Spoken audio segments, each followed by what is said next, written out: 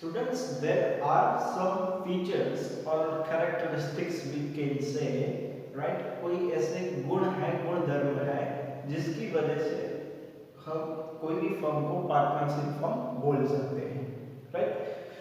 तो ऐसे कौन से कैरेक्टरिस्टिक्स है, ऐसे कौन से फीचर्स हैं, वो हम यहाँ पे देखेंगे, right? First one is based on contract और agreement, right? Two or more persons came together, right, and form some business activity, right, with some agreement, written agreement, right? It is called a partnership firm. That we have seen in the meaning, right? तो same चीज यहाँ पे यही कहना चाहता है कि कोई भी एग्रीमेंट है, कोई भी कॉन्ट्रैक्ट है, उसके मुताबिक आगे बढ़ते हैं, उसमें टर्म्स एंड कंडीशंस डिसाइड करते हैं कि इतना इस पर्सन का, मिस्टर एक्स का इतना शेयर रहेगा, मिस्टर वाई का इतना शेयर रहेगा, इतना प्रॉफिट कंट्रीब्यूशन होगा, इतना लॉस बियरिंग होगा, इसको ये जिम्मेदारी है, उसको वो जिम्मेदारी है, एक्सेट्रा एक्सेट्रा, राइट? तो इन सारी चीजों का एक रिटन एग्रीमेंट बनता है, कॉन्ट्रैक्ट बनता है, जिसको पार्टनरशिप डीड कहते हैं, राइट? और वो जहाँ पे एग्जिस्टेंस होता है उसको पार्टनरशिप फर्म कहते हैं, right? So this is a unique feature of partnership firm, right? That written agreement और contract is known as partnership deed, right? Okay, then next one is lawful business. Lawful business, जो भी activity, business activity है, वो lawful होनी चाहिए, unlawful या illegal activity नहीं होनी चाहिए। जैसे कि मैंने एग्जांपल दिया था कि हम 3 लोग मिलकर गुजरात में दारू बेचने का धंधा करते हैं, this is totally illegal activity, right? उसको धंधा नहीं कहते हैं, राइट? It's illegal activity. मैं कोई, चलो आज 3-4 लोग मिलके, मेरे दोस्त लोग मिलके स्मगलिंग शुरू करते हैं, जो चीजें इंडिया में या कहीं और लाने ले जाने की परमिशन नहीं है, उस चीज का धंधा शुरू करते हैं, राइट? हाथी दांत है, या तो फिर कोई चरस गांजा का धंधा है, राइट? ये से बिजनेस इलीगल एक्टिविटीज हम करते हैं, राइट? तो वो पार्टनरशिप फॉर्म में नहीं होता है, उसका कोई रिटर्न एग्रीमेंट नहीं होता है। कल को मैं अगर बोलूंगा कि मैं और मेरा दोस्त चोरी करने गए थे, जो हमारा नक्की हुआ था 50-50%, इसने मुझे सिर्फ 30% दिया, इसके ऊपर केस करो, वो पॉसिबल नहीं है।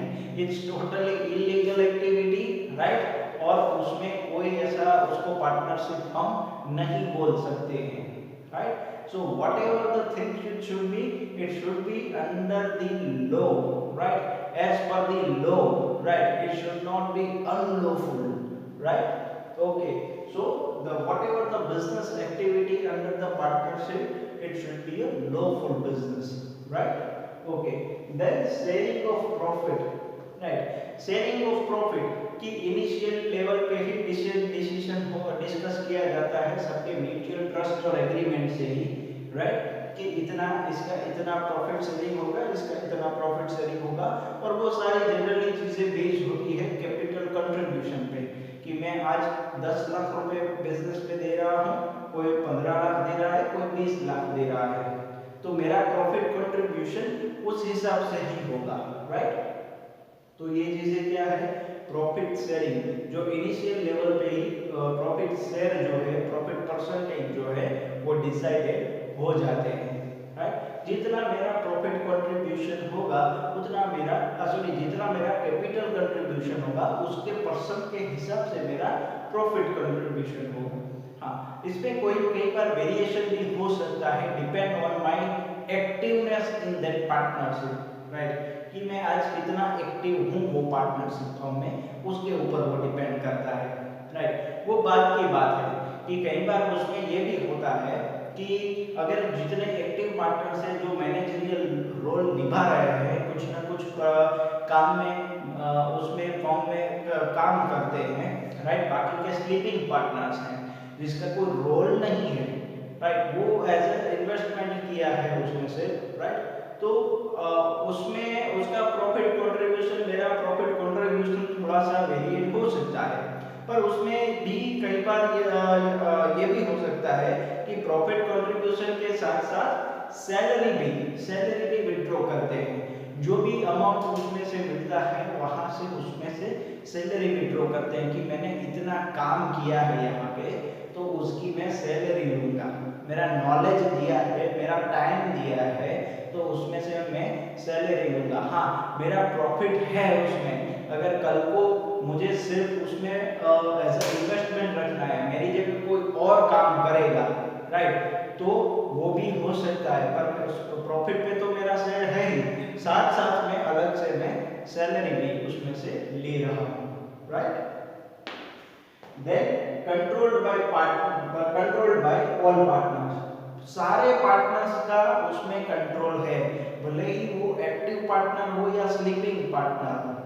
हाँ, उसके पूरा जो पार्टनरशिप फर्म है उसमें सभी पार्टनर का कंट्रोल है, सभी पार्टनर्स की सहमति के बगैर डिसीजन नहीं आ सकता है, राइट। तो उसमें क्या है कि सारे पार्टनर्स का रोल है, भले ही वो फिर स्लीपिंग पार्टनर हो या एक्टिव पार्टनर हो, राइट।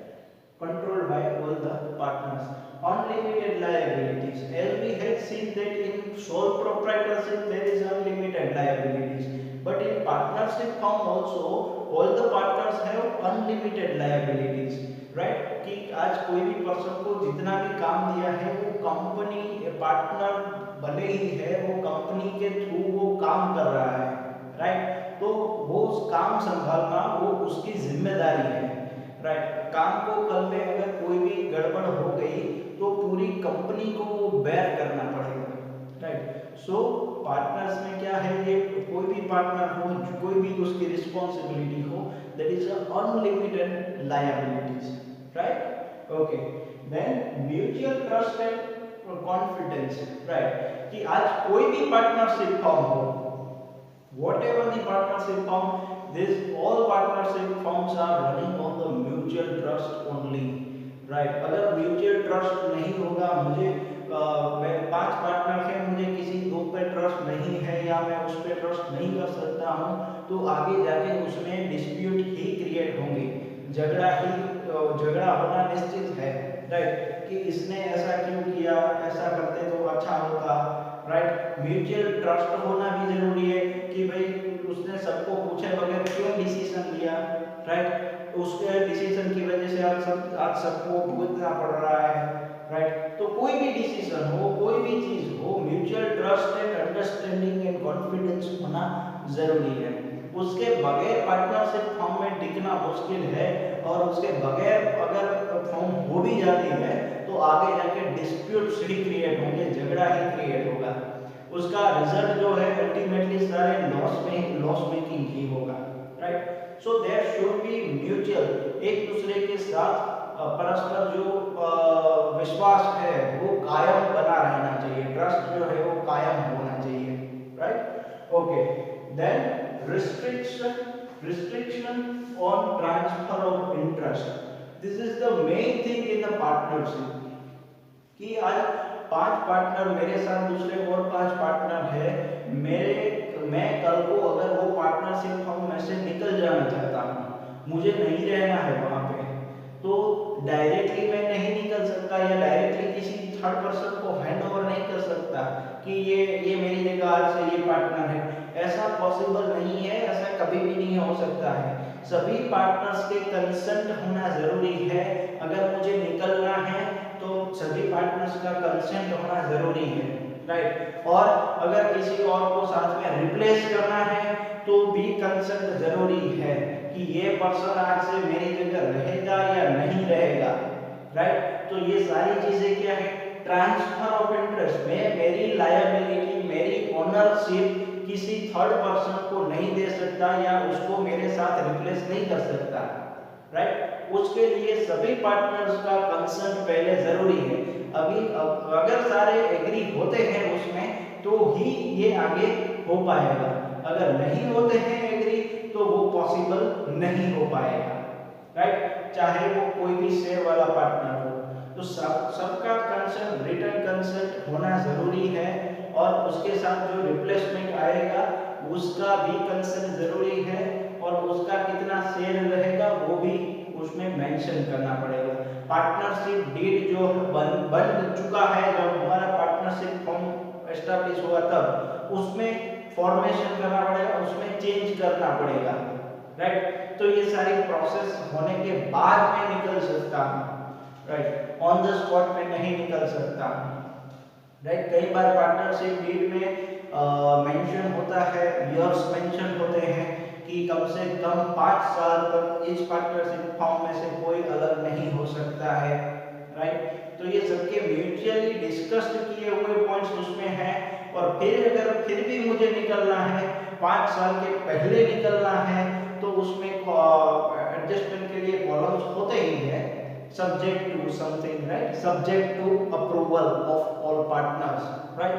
तो वो अलग से मैं सबका अप्रूवल मुझे लेना पड़ेगा, मुझे सबका कंसर्न लेना पड़ेगा, सारे एग्री होते हैं तो ही मैं अपना शेयर विड्रॉ करके जा सकता हूँ, राइट। ओके, वो विड्रॉ तो करके मैं चला जाता हूँ, पर साथ में किसी और को रखना है मुझे या किसी और को आना है, तो वो भी पार्टनर्स के कंसर्न के बगैर पॉसिबल नहीं है। अगर पार्टनर्स कहते हैं कि नहीं हम 4 मिलकर संभाल लेंगे या हम 4 ही रहेंगे, तो वो थर्ड पर्सन भी नहीं आ सकता है, राइट। तो ये सारी चीजें क्या है, restriction on transfer of interest. Transfer of interest or transfer of ownership is not possible in partnership. If I want to, then I need to take first consent of all partners.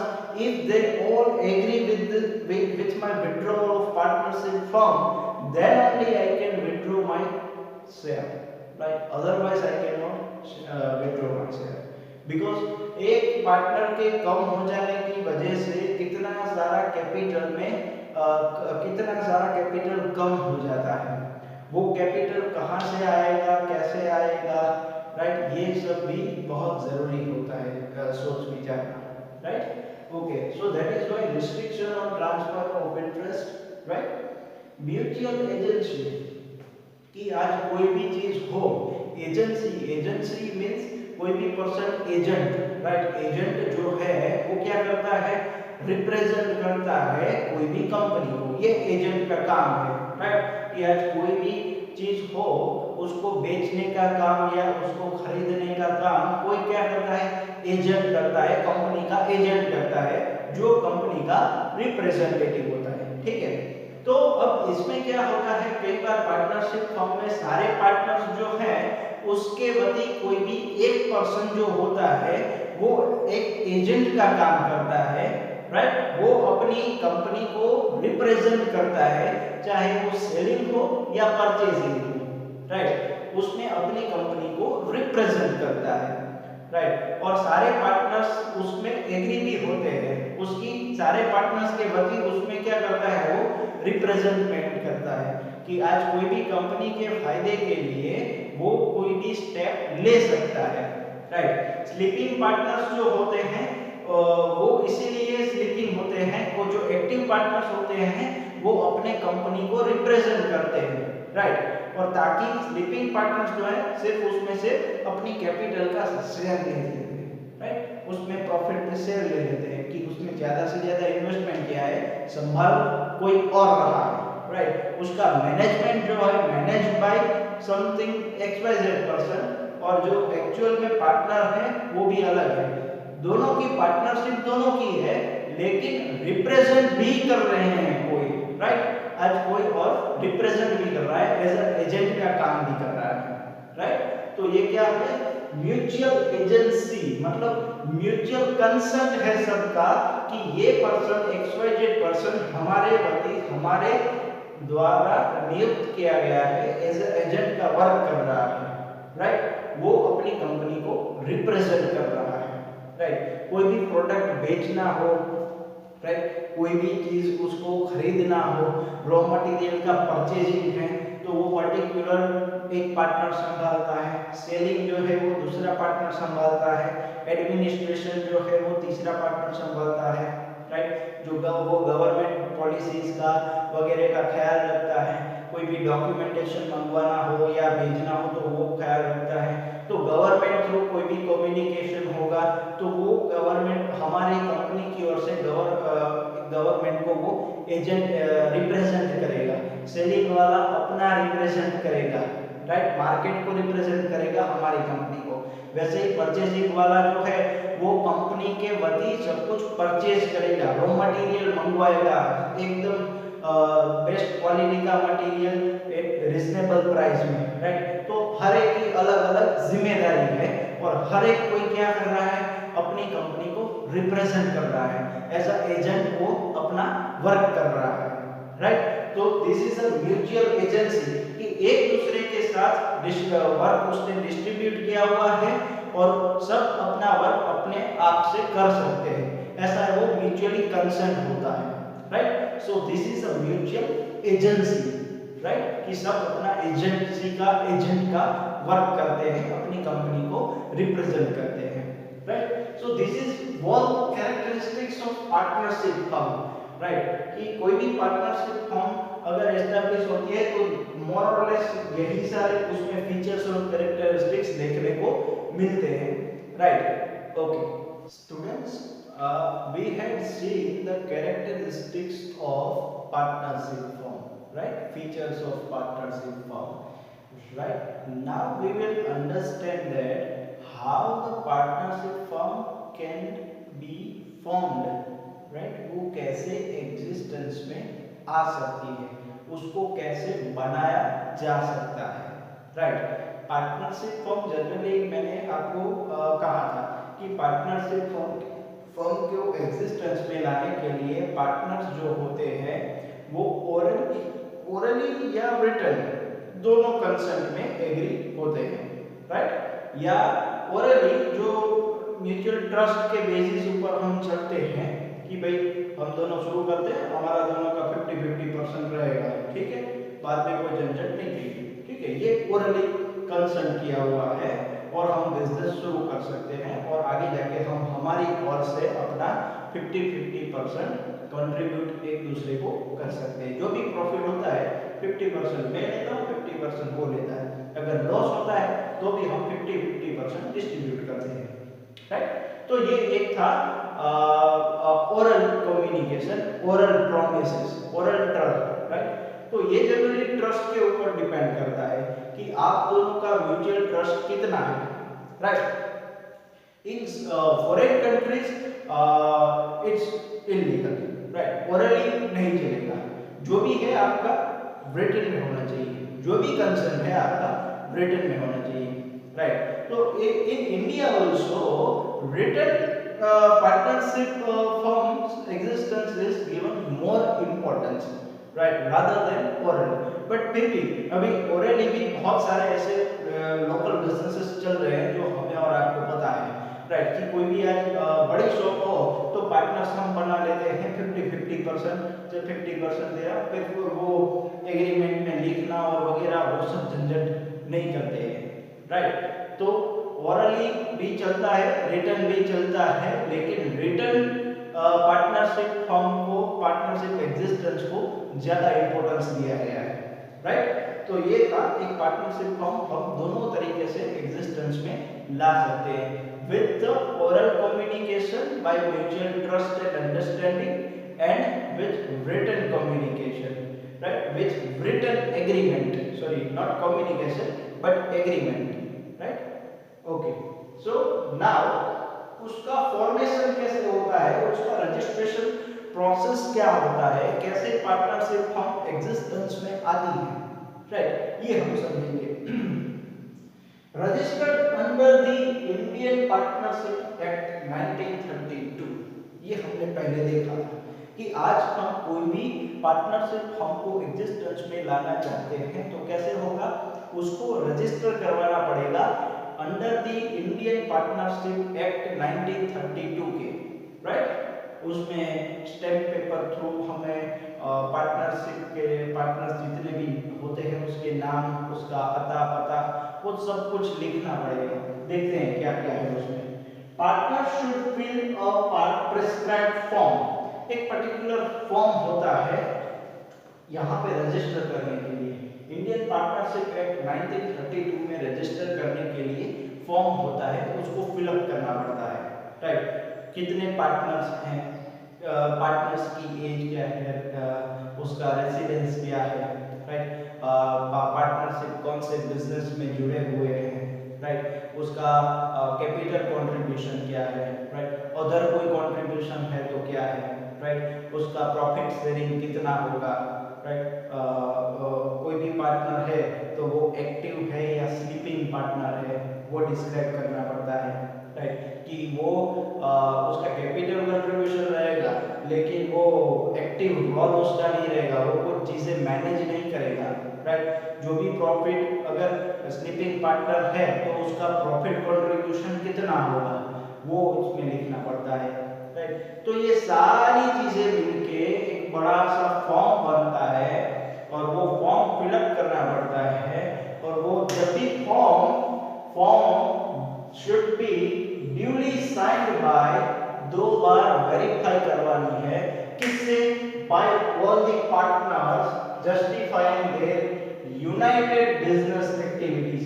जो भी business activities वो करना चाहते हैं तो partnership form उसने भरा है वो 2 बार वेरीफाई करवाना है उसके ड्यूअल सिग्नेचर लेके, right, and sharing all business assets and liabilities, और सारी बिजनेस की एसेट्स जो है, कितनी एसेट्स हैं कितनी लायबिलिटीज हैं वो कितनी शेयर करते हैं वो उसमें दिखाना है, राइट, सो ताकि आगे जाके उसमें कोई डिस्प्यूट्स क्रिएट ना हो, राइट, भाई कोई कहेगा कि ये तो उसमें ये तो हमने लिखा ही नहीं था, राइट, ये तो हमने देखा भी नहीं, तो आप बोल सकते हो देखो ये रही आपकी साइन यहाँ पे है, राइट, आपकी साइन यहाँ पे है, 2 बार है, राइट, तो उससे क्या होगा कि भाई कल को कोई भी पार्टनर है वो बदल नहीं जाएगा, राइट, वो कोई चीज डिफरेंट या गलत नहीं कर पाएगा, राइट, ओके,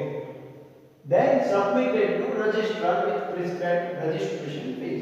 फिर उसको क्या करते हैं, जो भी रजिस्ट्रेशन साइट में या ऑफिशियली जिसको देना है रजिस्ट्रार को देना है उसको वो सबमिट करवाएंगे with some registration fees, right. ये पार्टनरशिप एक्ट में इंडियन पार्टनरशिप एक्ट 1932 में रजिस्टर करवाएंगे उसके अंदर विद सम फीस। रजिस्टर किसको करवाएंगे, रजिस्ट्रार को, obviously, right. Then registrar will scrutinize the documents, scrutiny means वो पूरा चेक करेंगे जो भी डिटेल फिलअप किया है वो सही है या गलत है, राइट, कोई भी चीजों को फॉल्सिफाई, कहीं पे कोई गलती तो नहीं रह गई है, मिस्टेक तो नहीं रह गई है, राइट, वो पूरा A to Z चेक करेगा, राइट, ये पार्टनर है, हाँ ये पार्टनर है, ये यहाँ पे रहता है, ओके, उसका ये आधार नंबर, पैन नंबर, पूरा डिटेल उसका A to Z चेक करता है, कोई भी पार्टनर की लायबिलिटी या उसका क्रेडिट स्कोर क्या है वगैरह वगैरह पूरा उसका चेक करता है, राइट।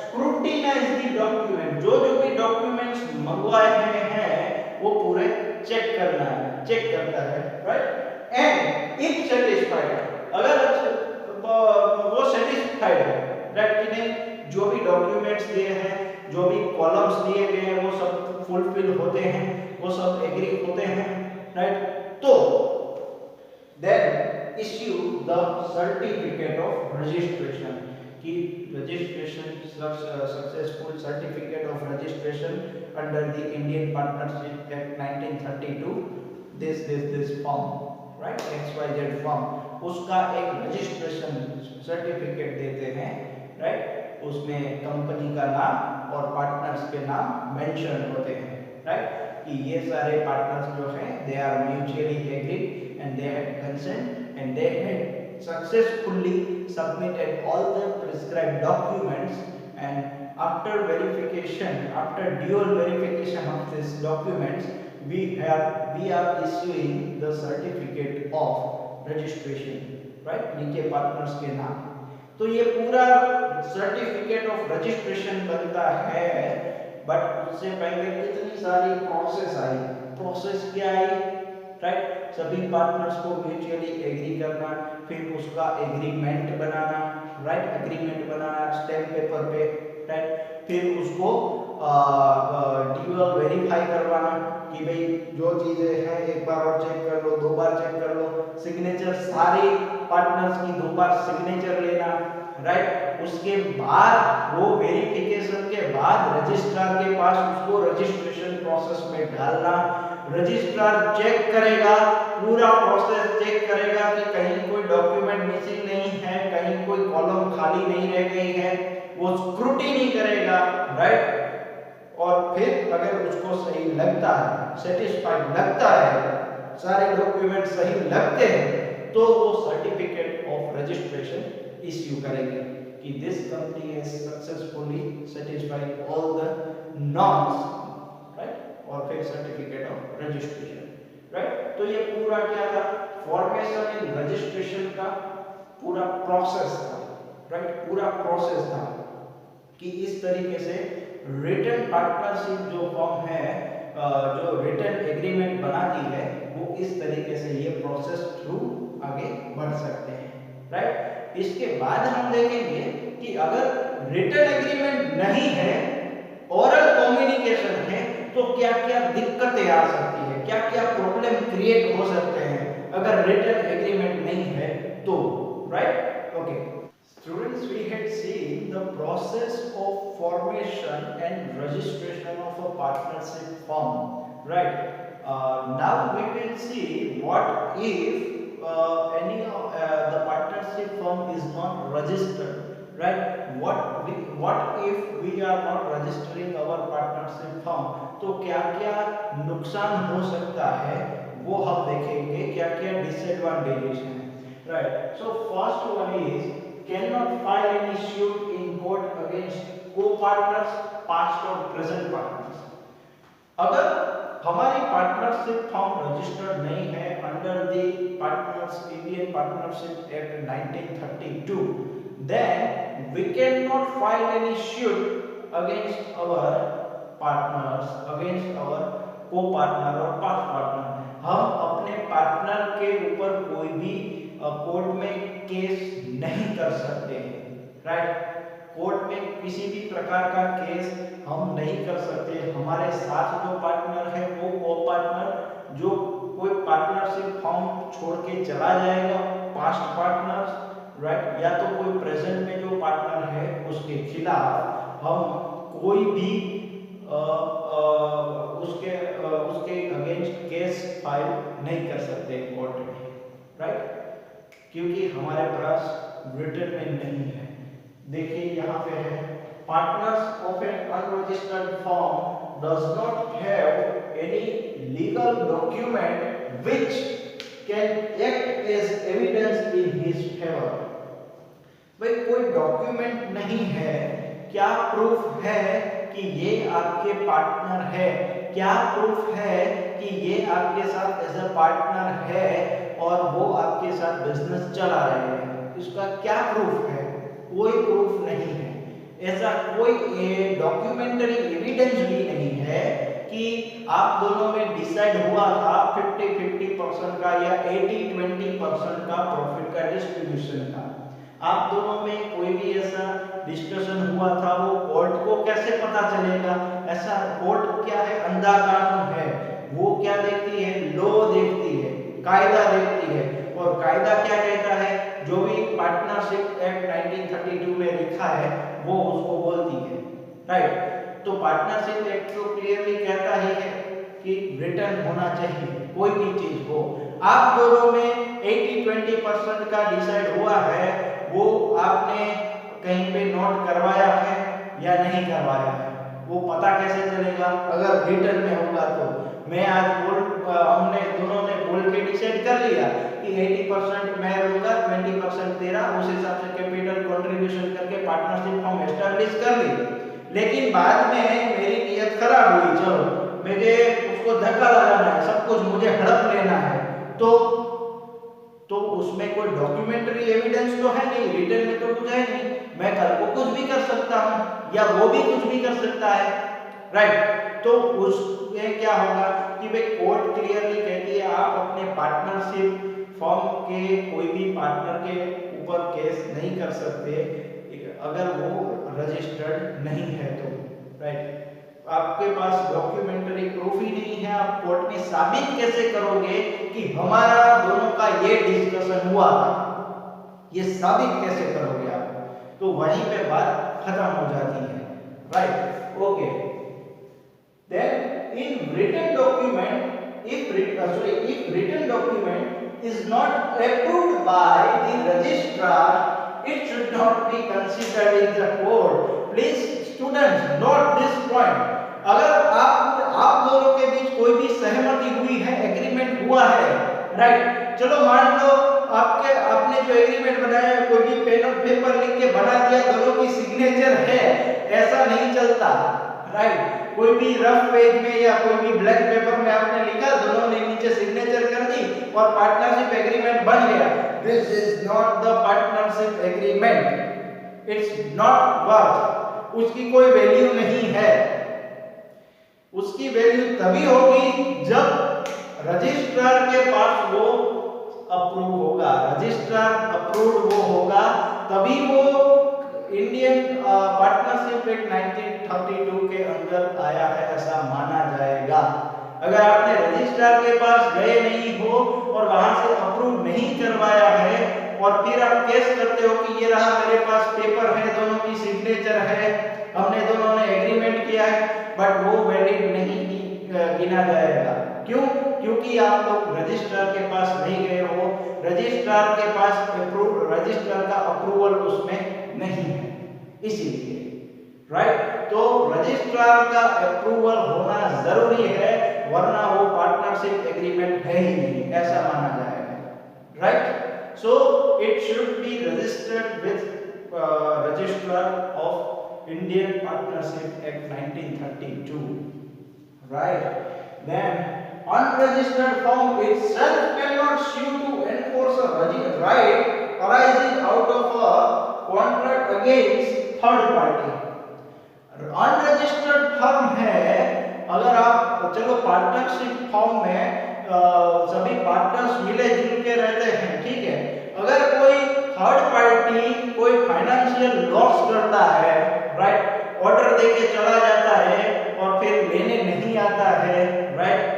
तो या तो फिर कोई भी किसी भी प्रकार का लॉस करता है, तो वो पार्टनरशिप फर्म भी उसको अगेंस्ट केस फाइल नहीं कर सकती, क्योंकि वो रजिस्टर्ड फर्म नहीं है, इसलिए, राइट?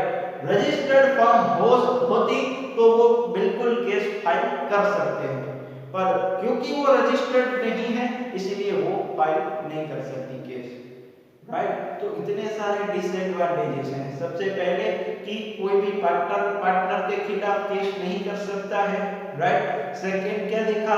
डॉक्यूमेंट्री एविडेंस होना जरूरी है, डॉक्यूमेंट्री एविडेंस नहीं है, इसीलिए वो कोर्ट के केस में फाइल नहीं कर सकते। तीसरी बात हमने देखी, even if the document is in written, it must be approved by registrar, registrar के पास वो अप्रूवल होना चाहिए, अगर वो नहीं है तो भी वो इनवैलिड गिना जाएगा, राइट? और फोर्थ पॉइंट क्या देखा कि थर्ड पार्टी के खिलाफ वो पार्टनरशिप फर्म जो रजिस्टर्ड नहीं है वो केस नहीं कर सकती। कोई थर्ड पार्टी है, कोई दूसरी पार्टी है जो फाइनेंशियल लॉस करके चली गई है कंपनी का, राइट? और हमें उसके अगेंस्ट केस करना है, पर पार्टनरशिप फर्म आपकी है, ये मानेगा कौन? आपके पास प्रूफ है कि आपकी ये पार्टनरशिप फर्म है और वो लोग नुकसान करके चले गए नुकसान करके, ठीक है, पर आपकी पार्टनरशिप फर्म है, उसका डॉक्यूमेंट्री एविडेंस क्या है? कोर्ट को कैसे पता चलेगा कि आप सब पार्टनर से एक साथ जुड़े हुए हैं? वो कैसे पता चलेगा? कल को कोई भी फ्रॉड करके चला जाएगा, 5 लोग मिलके एक को फंसाएंगे कि ये इसने मेरा नुकसान किया है, एविडेंस कहां कि आप 5 लोग एक साथ मिले हुए हैं, आपकी ये फर्म है, राइट? ऐसा कोई एविडेंस नहीं है, इसलिए थर्ड पार्टी के अगेंस्ट आप केस नहीं फाइल कर सकते, right? So these are the disadvantages, हम कह सकते हैं that if any partnership firm is not registered under the Indian Partnership Act 1932, right? Okay.